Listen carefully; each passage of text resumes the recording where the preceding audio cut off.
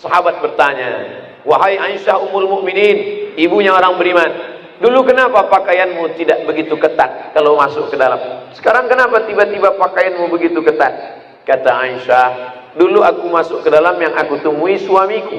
Dulu aku masuk ke dalam yang aku temui adalah ayahku. Tapi sekarang ada orang lain yang tidak mahramku. Padahal ketika itu ketiga-tiganya sudah meninggal dunia. Begitulah akhlak Aisyah radhiyallahu anha kepada Umar yang sahabat suaminya, sahabat ayahnya sudah meninggal pun dia tetap menjaga auratnya. Ini adalah mengenal tempat yang lebih khusus. Tadi besar.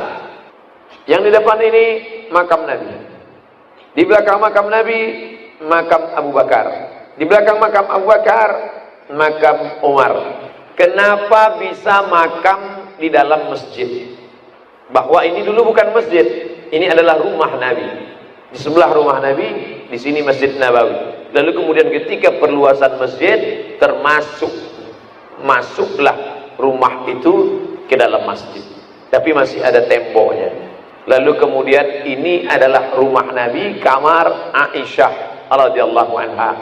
Ini kamar Aisyah. Ini dulu kamar Aisyah dengan Nabi. Tapi begitu Nabi SAW meninggal dunia, maka ini disekat. Aisyah tidur di sini, dan ini menjadi kubur tiga.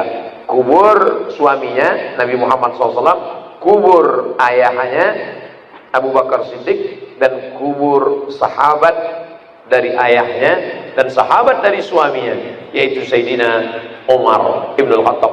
Dulu, dindingnya hanya biasa saja.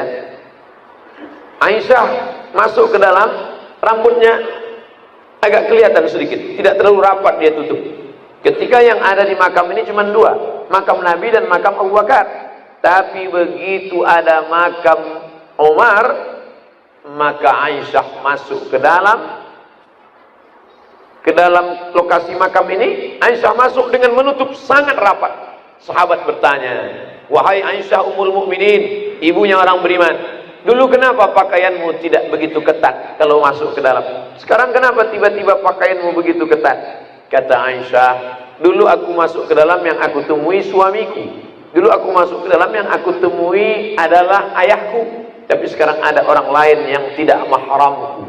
Padahal ketika itu ketiga-tiganya sudah meninggal dunia. Begitulah akhlak Aisyah radhiyallahu anha kepada Umar yang sahabat suaminya, sahabat ayahnya sudah meninggal pun dia tetap menjaga auratnya. Bagaimana dengan orang sekarang? Matanya melotot pun tidak dia jaga. Oleh sebab itu, maka ada hikmah-hikmah yang ingin kita ambil pelajaran dari perjalanan umroh kita, sehingga kita benar-benar mengambil iktibar pelajaran. Jangan hanya sekedar lalu begitu saja. Kita ingin perjalanan ini perjalanan umroh yang penuh dengan ibrah. Inilah posisi yang sekarang sedang dibuat replikanya. Ini makam Nabi, ini kepala, ini makam Abu Bakar, ini kepala, ini makam Umar, ini kepala.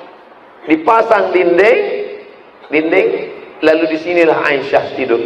Lihatlah betapa kecilnya rumah Nabi Muhammad sallallahu alaihi wasallam, Sayyidul Anbiya wal Mursalin. Kalau Fir'aun istananya besar di Luxor, Qarun istananya besar, tapi bagaimana kesederhanaan. Inilah yang membuat orang akan meneteskan air mata ketika melihat replika rumah Nabi. Ini yang akan membuat orang terenyuh, sehingga nanti ketika pulang yang bangkit justru semangat bagaimana bersedekah, semangat menyekolahkan anak yatim, semangat membangun pondok tahfiz Al-Quran. Balik dari umroh itu begitu kesannya. Nanti ada reuni alumni umroh, kesan masing-masing. Gimana Bu kesannya? Nyesal nggak beli jilbab apa kemarin? Bukan itu.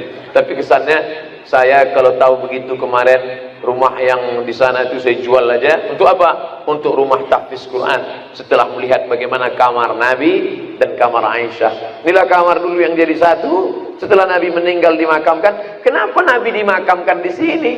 Kenapa jenazahnya tidak dibawa aja keluar? Di luar kan lapang. Kata orang Makkah, jenazah Nabi Muhammad SAW dibawa ke Makkah. Karena dia orang Makkah. Kata orang Madinah, tidak. Jenazah Nabi harus dimakamkan di Madinah. Karena Nabi meninggal di Madinah, maka dimakamkan di Madinah. Ikhtilaf antara sahabat. Maka datang Sayyidina Abu Bakar Siddiq membacakan hadis. Nahnu ma'asirul anbiya nudfanu min haitsu namutu. Kami para nabi dimakamkan di mana kami meninggal, di situ makamkan kami. Makanya jenazah Nabi tidak dibawa keluar dari kamarnya. Di sini Nabi meninggal, di sini tempat tidurnya.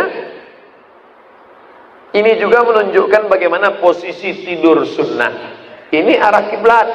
Kalau kita tidur, kepala kita di sebelah ini menghadapnya ke arah kiblat. Kiblat kemana Ustaz? Ke sana kiblat. Kepala Nabi di mana? Sini. Miringnya kemana? Miring ke kanan. Maka kepala miring menghadap ke kiblat. Aisyah di mana kepala Aisyah? Di sini. Kepalanya ke sana. Ini kepala Nabi Muhammad SAW, bagian kepala Sayyidina Abu Bakar, Umar. Jadi dengan melihat ini banyak pelajaran tentang kesederhanaan hidup, tentang bahwa Nabi berpesan nanti kalau aku mati jenazahku jangan dibawa kemana-mana, dimakamkan di tempat aku meninggal. Tapi hadis ini tidak boleh diamalkan. Jangan nanti bapak berpesan sama ibu, nanti kalau aku mati makamkan di kamarku. Jadi tidak semua ucapan Nabi itu diamalkan, ada khususiyah. Nah ini. Lalu setelah Nabi meninggal, Abu Bakar tidak ingin berpisah dengan Nabi. Kata Abu Bakar, di dunia aku berteman, dulu di gua dikejar-kejar oleh Abu Jahal, Abu Lahab. Maka setelah meninggal pun aku ingin makamku dekat juga. Umar juga ingin begitu, aku tidak ingin keluar. Akhirnya 3 makam ini menyatu dalam satu ruangan. Aisyah tidak keluar dari kamarnya. Dipasanglah dinding, tinggallah Aisyah. Ini dinding lagi, lalu kemudian di sini rumah Fatimah bersama dengan Sayyidina Ali. Di samping ini, inilah Taman Raudhah. Kita lanjutkan. Ini yang sekarang. Ini posisi kepala yang menonjol. Yang hijau ini adalah kain sutra, sebagaimana kiswah dalam bagian dalam Ka'bah. Hijau. Mana posisi Raudhah sekarang Pak Ustaz? Raudhah sini. Nih. Sebelah kiri ini Raudhah. Posisi kita ziarah di mana? Kita ziarah dari sini, laki-laki. Jadi ketika bapak berziarah dari depan, nanti bapak lihat ada lobang untuk mengintip. Untuk lobang, dari lobang itu bisa kelihatan nampak sutra berwarna hijau bertuliskan la ilaha illallah. Itulah kain kelambu makam Nabi Muhammad SAW. Inilah bagian kepalanya. Di belakang ini makam Abu Bakar, di belakang ini makam Umar. Posisi Taman Raudhah di samping. Jadi kalau bapak kebetulan iktikaf di Raudhah, dapat malam, maka bapak menghadap kepala Nabi SAW. Kebetulan bapak iktikaf di sini malam, maka bapak sedang menghadap kepala Nabi SAW. Saat bapak lewat di depan mengucapkan salam, saat itu bapak sedang menghadap wajah Nabi. Karena orang yang meninggal wajahnya menghadap ke kiblat. Maka saat mengucapkan salam, berhadapan wajah bapak dengan wajah Nabi Muhammad SAW. Saat bapak berada di samping di Taman Raudhah, saat itu bapak sedang berhadapan dengan ubun-ubun kepala Nabi Muhammad SAW. Jadi jangan heran nanti kalau kelihatan orang di sini melelehkan air mata menangis. Kamu tadi nangis kenapa? Aku membayangkan bagaimana dekat dengan ubun-ubun Nabi. Kamu tadi nangis kenapa? Aku nggak bisa keluar, terjepit.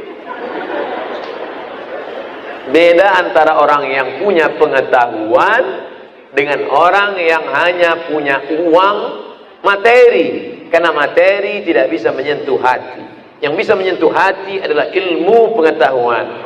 Ilmu tanpa materi hampa. Materi tanpa ilmu dusta. Alhamdulillah ibu bapak dilapangkan rezeki, tapi juga diberikan ilmu. Mudah-mudahan ilmu kita ini berbuah menjadi amal soleh, insyaallah. Amin.